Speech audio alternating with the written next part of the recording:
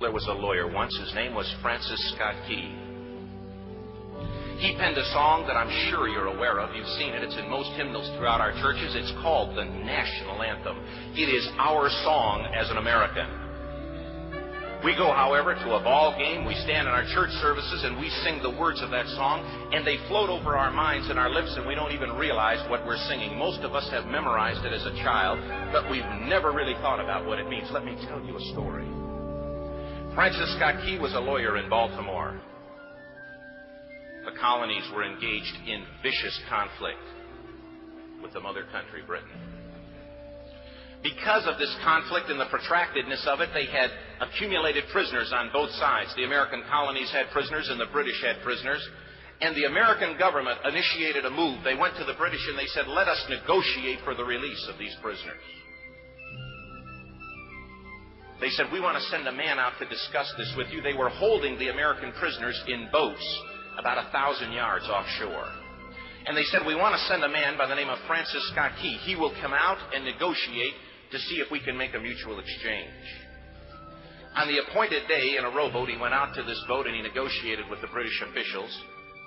And they reached a conclusion that men could be exchanged on a one-for-one basis.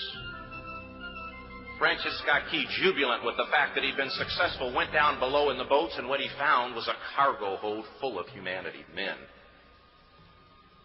And he said, men, I've got news for you tonight. You're free. He said, tonight I have negotiated successfully your return to the colonies.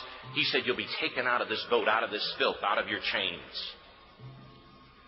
As he went back up on board to arrange for their passage to the shore, the admiral came and he said, we have a slight problem. He said, we will still honor our commitment to release these men, but it'll be merely academic after tonight. It won't matter. And Francis Scott Key said, what do you mean? He said, well, Mr. Key, he said, tonight we have laid an ultimatum upon the colonies. Your people will either capitulate and lay down the colors of that flag that you think so much of, or you see that fort right over there, Fort Henry? He said, we're going to remove it from the face of the earth. He said, how are you going to do that? He said, if you will, scan the horizon of the sea. And as he looked, he could see hundreds of little dots. And he said, that's the entire British war fleet. He said, all of the gunpowder, all of the armament is being called upon to demolish that fort. It will be here within striking distance in a matter of about 2.5 hours. He said, the war is over. These men would be free anyway. He said, you can't shell that fort. He said, that's a large fort. He said, it's full of women and children. He says, it's predominantly not a military fort. They said, don't worry about it. They said, we've left them a way out. And he said, what's that? He said, do you see that flag way up on the rampart? He said, we have told them that if they will lower that flag, the shelling will stop immediately. And we'll know that they've surrendered, and you'll now be under British rule. Francis Scott Key went down below and told the men what was about to happen. And they said, how many ships? He said, hundreds. The ships got closer. Francis Scott Key went back up on top and he said, men, I'll shout down to you what's going on as we watch. As twilight began to fall, and as the haze hung over the ocean as it does at sunset, suddenly the British war fleet unleashed. He says the sound was deafening. There were so many guns that there were no reliefs. He said it was absolutely impossible to talk or hear. He said suddenly the sky, although dark, was suddenly lit. And he says from down below, all he could hear the men, the prisoners, saying was, tell us where the flag is. What have they done with the flag?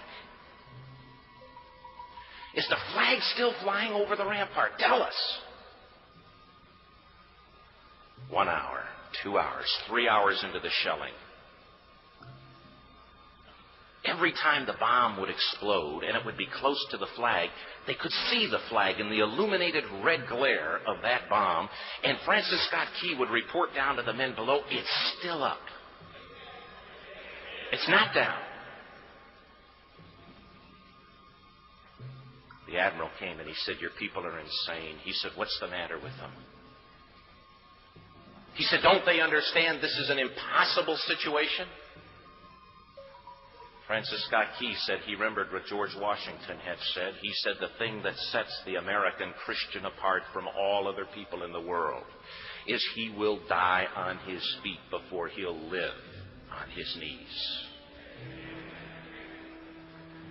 The admiral said, "We have now instructed all of the guns to focus on the rampart to take that flag down." He said, "We don't understand something. Our reconnaissance tells us that that flag has been hit directly again and again and again, and yet it's still flying. We don't understand that." But he said, "Now we're about to bring every gun for the next 3 hours to bear on that point." Francis Scott Key said the barrage was unmerciful. All that he could hear was the men down below praying. The prayer, "God, keep that flag flying where we last saw it." Sunrise came. He said there was a heavy mist hanging over the land, but the rampart was tall enough. There stood the flag, completely nondescript, in shreds. The flagpole itself was at a crazy angle, but the flag was still at the top. Francis Scott Key went aboard and immediately went into Fort Henry to see what had happened. And what he found had happened was that that flagpole and that flag had suffered repetitious direct hits. And when it had fallen, but men, fathers, who knew what it meant for that flag to be on the ground, although knowing that all of the British guns were trained on it, walked over and held it up humanly until they died. Their bodies were removed and others took their place. Francis Scott Key said what held that flagpole in place at that unusual angle were patriots' bodies. He penned the song, "Oh, say can you see by the dawn's early light what so proudly we hailed at the twilight's last gleaming. Or the rocket's red glare, the bombs bursting in air, gave proof through the night that the flag was still there. Oh, say, does that star-spangled banner yet fly and wave o'er the land of the free and the home of the brave?" The debt was demanded. The price, it was paid.